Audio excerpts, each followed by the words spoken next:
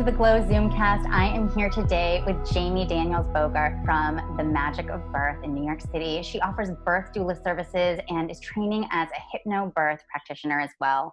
She's been working as a doula for the last couple of years, and I know Jamie personally because she helped me after my second child was born in New York City. She was there a week afterwards and was such a huge part of our lives for a year after that. And then I got to overlap with her pregnancy. And so she has become a super, super close friend of mine, as well now as a cohort, somebody who's also working in the birth space. Jamie, welcome. Hi, thanks for having me. How are you? I'm good. I'm in a new place of good. We're recording this during COVID, and I've been staying with my folks, and I'm feeling so lucky, and I'm feeling more grounded, and I'm feeling hopeful by everything that's happening in social justice, racial justice right now. Like, people might move. I know. It's so great. It's so great that you have the help of your parents, though. That's really helpful. Yeah, it really is. How are you doing? I'm doing good under the circumstances, with everything going on. Feeling like I'm starting to lose my mind a little bit because my husband's still working through all of this. So I have Remy with me 5-7 days a week, 24/7, even though Rob's home. Mom is always the one to go to. So it's starting now because we've been in the house about 3 months, I guess. And the only thing, I went out yesterday to the grocery shopping for the first time. So that was exciting to get out and do that. So we've really just been cooped up in the house. And I feel like now I'm starting to lose my mind a little. Yeah, that will happen. That feels like a natural reaction. And you're such a grounded individual that I'm not surprised it's taken you a whole 3 months. And I'm like, okay, if she's getting there, then we're all due for a moment of crazy. What are you doing? What does your doula practice look like these days? What's been happening? And you tell us where you are right now. Where I am. Like where in the country? Where in the world are you? I am in New York City, Pelham Bay, the Bronx, to be specific. I have been living here since I moved to New York. So that's where I am. And what has doula work looked like for you over the last 3 months? I haven't been practicing a lot, but now I'm starting to take on more clients because a lot of people, with the hospital rule of no support person, only one support person, it seemed the obvious thing women wanted was their partners there. So I haven't been practicing a lot throughout the 3 months, but now I actually have a prenatal meeting in person. I'm so excited. Prenatal meeting at 2 today with the client. So that'll be exciting. And I had a virtual meeting this morning, prenatal meeting. So I'm getting there, and that's exciting to start practicing again. That's awesome. Where did you grow up, and how did you find yourself in New York City? Give us a little background on you. Okay, so I grew up in Cape Town, South Africa. I came to New York in 2013 as an au pair, and I lived with a family in Long Island, and I did that for about a year. And while I was here, I met my husband. So I had gone back to South Africa to start the K-1 visa process with him, and then I moved here in 2016. So I've really been here for 4 years, not 3 years. He's what brought me here. It's so wild. I mean, any of us who lived overseas and had to navigate a visa process know how much perseverance it takes. Like, it is a long-term commitment. It is something that it's not easily won, for most of us. What were we going to say? It took us close to 2 years to do this. And now it's funny enough, we watched the show. I'm not sure if you're familiar with it. 90 Day Fiancé. And it's kind of the process we went through. But so now it's like other couples, other people from other countries and US citizens trying to do the process. And we're like, how did we even do it? Like, when I think back to that time, I thought, wow, I'll never be able to live in the US with him. It just seemed so long. And you go like 6-7 months without any hearing back from these people. And it just seems impossible. But here we are. Here you are. And think about how many processes in life are like that. You know what I mean? Whether it's like pregnancy, you get pregnant and you're like, I can't, especially with your first, you're like, you can't fathom what's going to happen in the following year. You know, you're going to go through your pregnancy, your birth, then you're going to have a newborn, and that's all in 12 months, which seems like it's such a long period of time to wait for all of these things to unfold. And at the same time, it's so fast and your whole life changes. Yeah. Think about studying. Studying is like that. You know, when you first started exploring birth work, you and I were spending a lot of time together, and you were, you know, supporting me postpartum and really intimately seeing what it was like for me to be working, right? To have my birth business, to have my colleagues, to have everything evolving with my kids, being born and coming and managing my own postpartum experience. And, you know, that, and then you embarked in the midst of that on your doula training and studies. And I remember at the time you were like, oh my gosh, like what order do I put this in? And something I've always just so admired about you is that you have this vision to see the big picture and to not be daunted by it. Yeah. And even if you are, to push through that. And it's just, I find it really inspiring. What is that like for you? Take us through your like mental process when you decide that you're going to do something. And I would love to hear what that looked like for you as you were embarking on your doula work. Okay. So this is one thing that gets on my husband's nerves.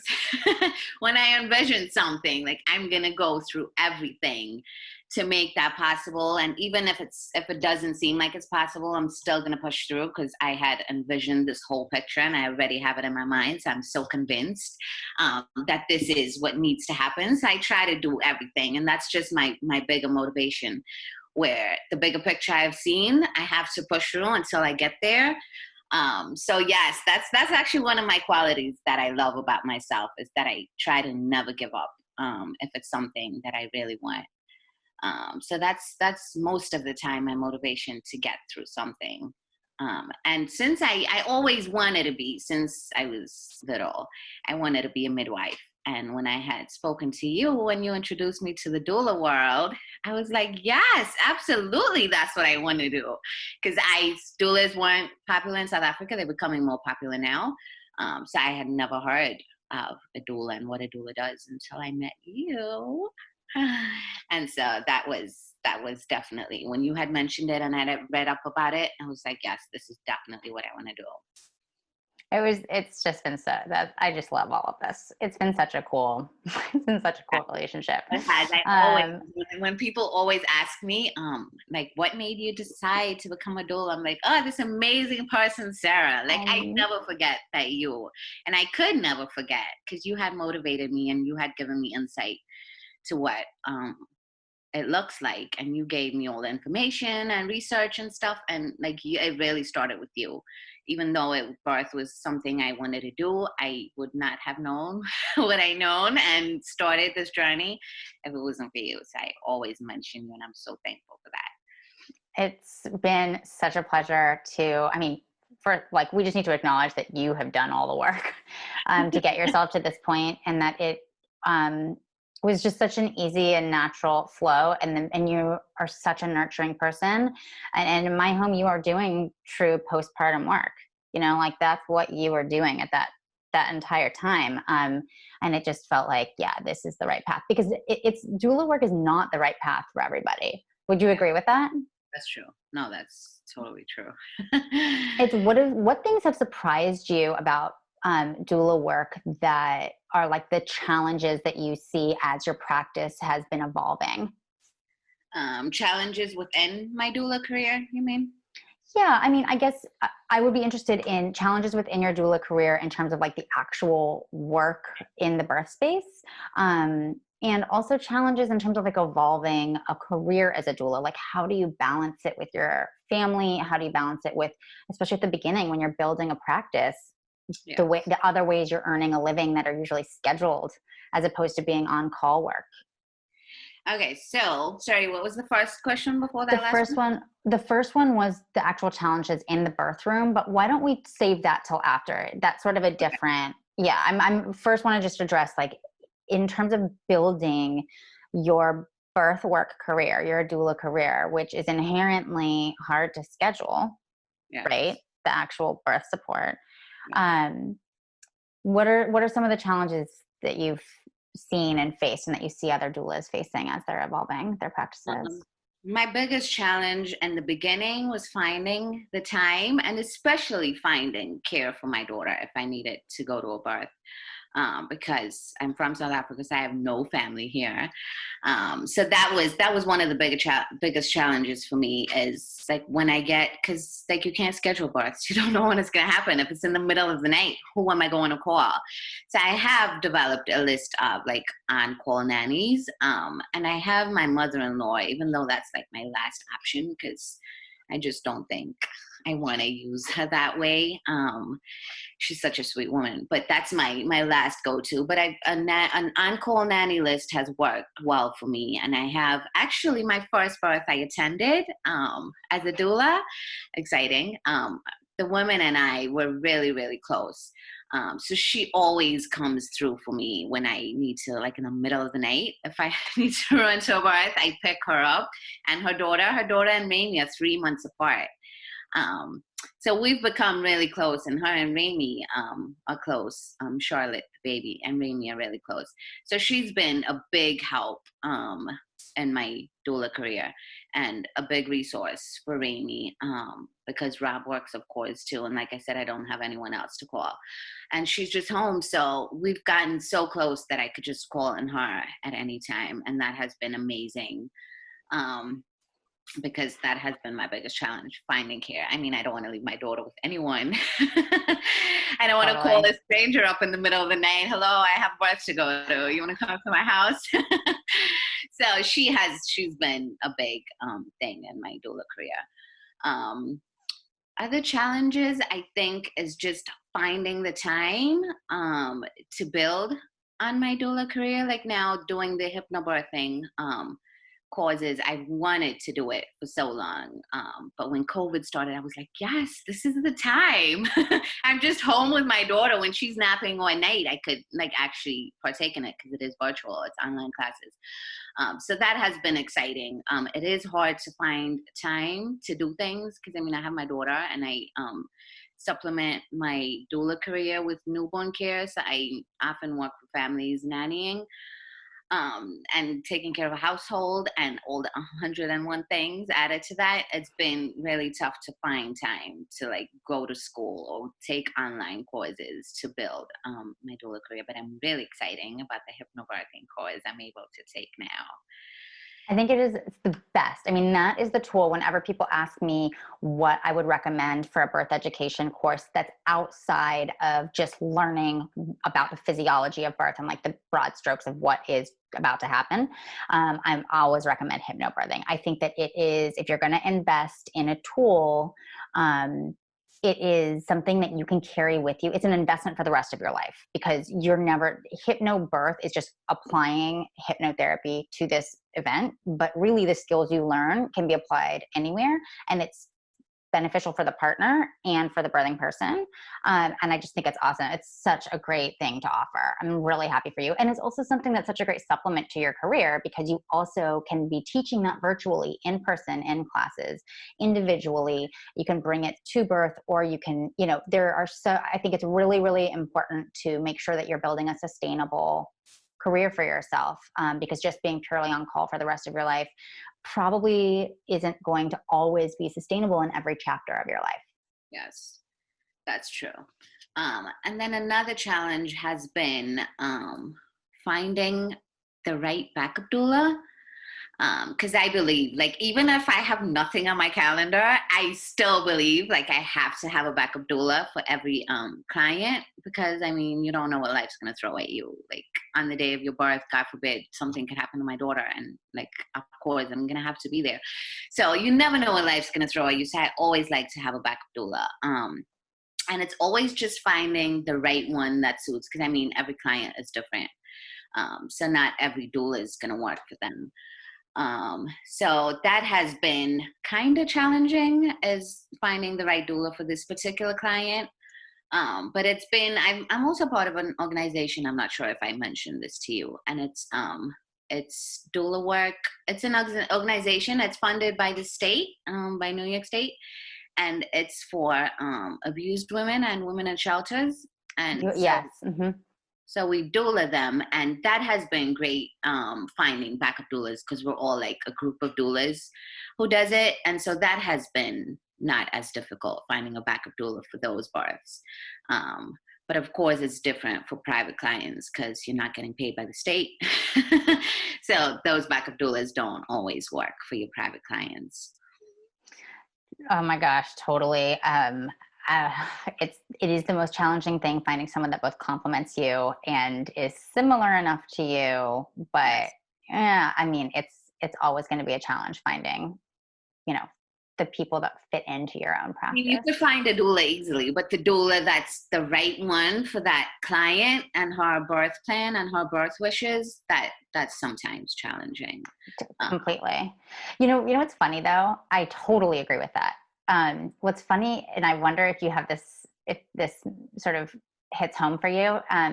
When I was doing a birth work, doula work, maybe like 15 years ago, 12 years ago, I was at the UCSD hospital in San Diego. And this is when I was doing work, like voluntary birth work. And I would show up in the middle of a birth, and I didn't know this person. I never worked with them before. You would get, you were on these like shifts, on-call shifts, but then you would stay for the entirety of the birth. And so you didn't know how long that would last necessarily. You just knew when you were on call, and you would come in and this person would be new to you, and you would be new to them. And what was remarkable to me was that in the middle of birth, I found that the birthing person did not care who I was. Oh, really? Do you know what I mean? It was like, I love when birth ends, right? Where, however this birth ends, and especially in a physiologic birth and in an unmedicated birth, the hormones clear, like the baby's born, hormones clear. And then invariably that person would look at me who'd just given birth and say, "Oh my gosh, hi, what's your name?" It was like, and I may have been like this close to that person's face for like 13 hours. Oh my goodness. You know what I mean? But it was like, and maybe they sort of met me, but it was like you were coming in this time where as long as you could react to the needs, and you were competent at dealing with the medical. Exactly. Yeah. You know what I mean? So it's such a funny thing that we like think so hard about, like the personalities meshing. Yes, like totally true. But also comfort is relatively simple when it comes down to it. Just like, don't make it about you. It's about them. Yes, exactly. The end. I don't know. Just a little anecdote on that one. Okay. So I would love to know how you got your first births under your belt as a new doula. Okay.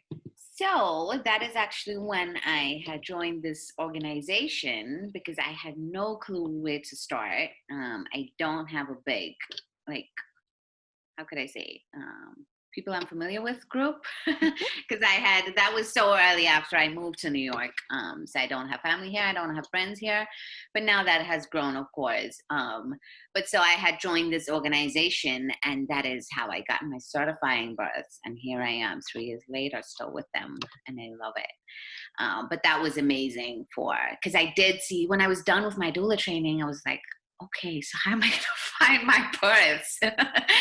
And that's really, the organization has really been so great, all around, not only for that, but a big part of it was the organization.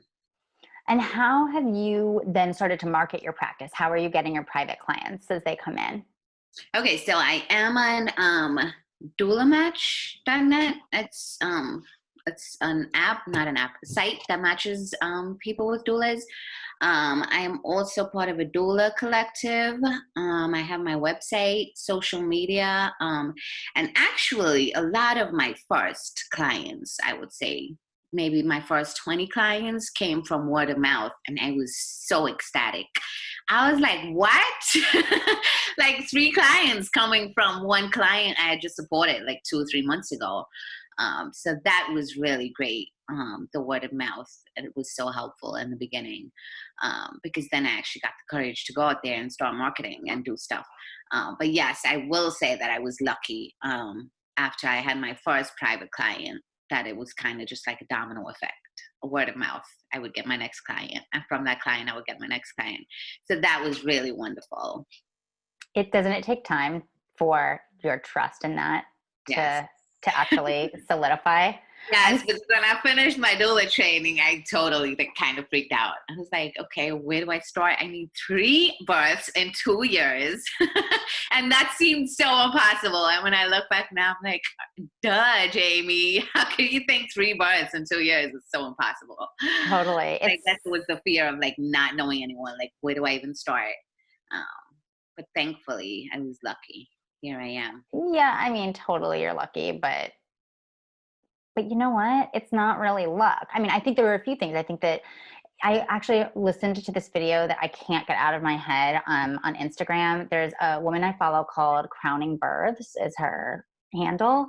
And like her account's relatively new, but I just find her like really inspiring, and her birth content, like yours, is like really captivating and very informational. She's also in nursing school right now.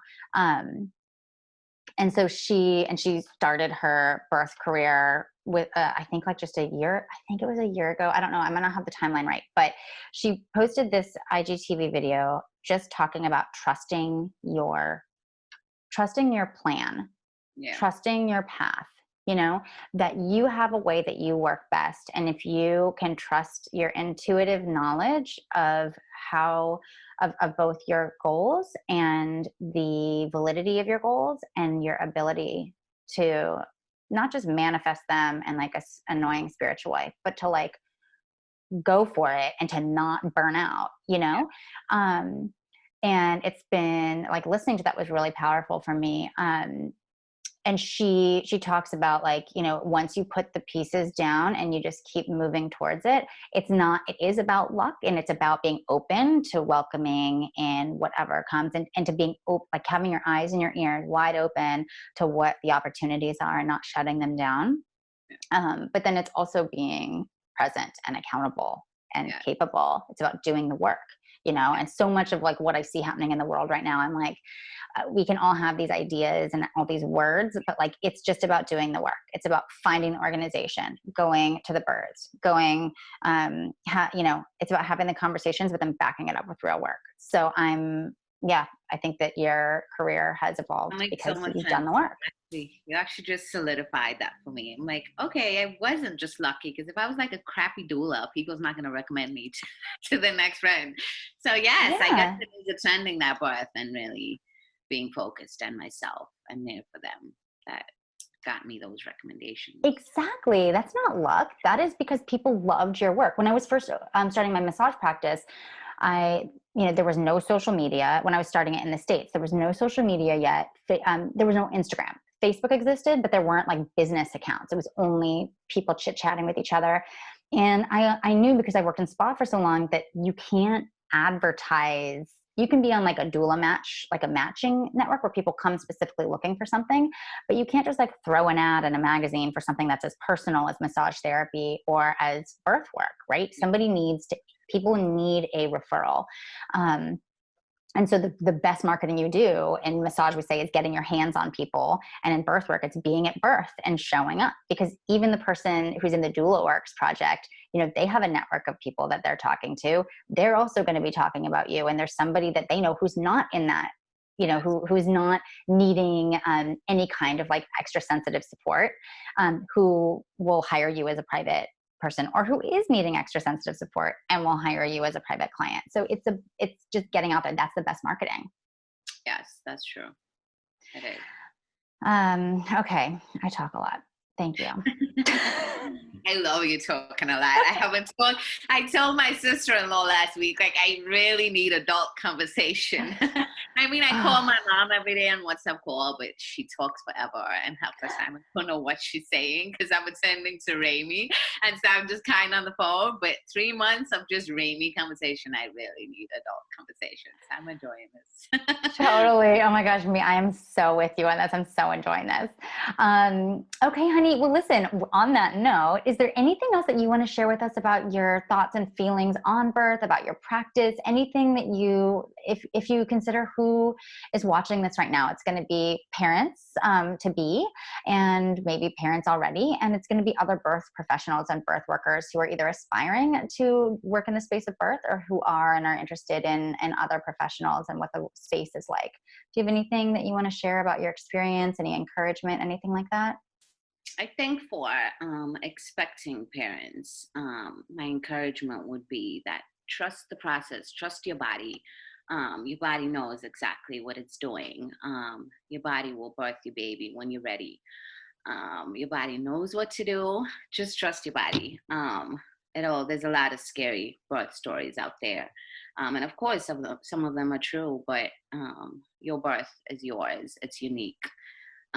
Your baby is yours. Your body is yours. So just go with your instincts and really try to be connected to yourself in birth, if that makes sense. Because that is really helpful for birthing people. I know most of the time you just feel so overwhelmed that you can't be connected to your body. But I mean, even throughout your pregnancy, if you're connected to your baby and your body, it just falls into place for the birthing space. And what was the other question? I'm sorry. I mean, that's it. That's perfect. I really love that reflection for people who are pregnant. Yeah, and then sorry, go ahead. No, you go. Because often in prenatal meetings, most first-time moms, their thing is that I'm so scared. I don't know what's going to happen. I don't know if I could do this. And the big thing is that women was made for this. A man can't birth a baby for a reason. Mm-hmm. So your body exactly knows what to do. There's fear is normal, but just remember that you were made and born for this. And like I said, your body knows exactly what to do. Just trust it. Yeah. Thank you, honey. Thank you. You're so amazing. I want to also just share really briefly that you did your first births in your trainings when you were pregnant. Yes, I did. And you are pregnant again right now. Yeah, I'm so excited. And once again, you're going to be working while you're pregnant and doing the things that you love to support other people in pregnancy and birth. And I just share that to encourage, I've had 2 kids over the course of a career in doing birth education and body work and birth work. And I just want everyone who is like, oh, is it the right time in my life? Is it this? Is it that? Of course, it presents complications, but please reach out to other birth workers around you to answer questions, because a lot of us have done this work through the growth of our own families. Yeah, and you're a perfect example of that. Oh, you are too sweet. All right, everybody. Thank you guys so much for listening. Jamie, thank you for being here. Can you tell us where we can find you on social media and on the internet? Okay, sure. So my website is themagicofbirth.com, and my Facebook page is The Magic of Birth, and Instagram is also just The Magic of Birth. So everything is The Magic of Birth. Yes, I think that's all my social media I covered. And then I have a profile up on Doula Match, if anyone would be interested with that. But I could be contacted mostly through my website and social media, Instagram and Facebook.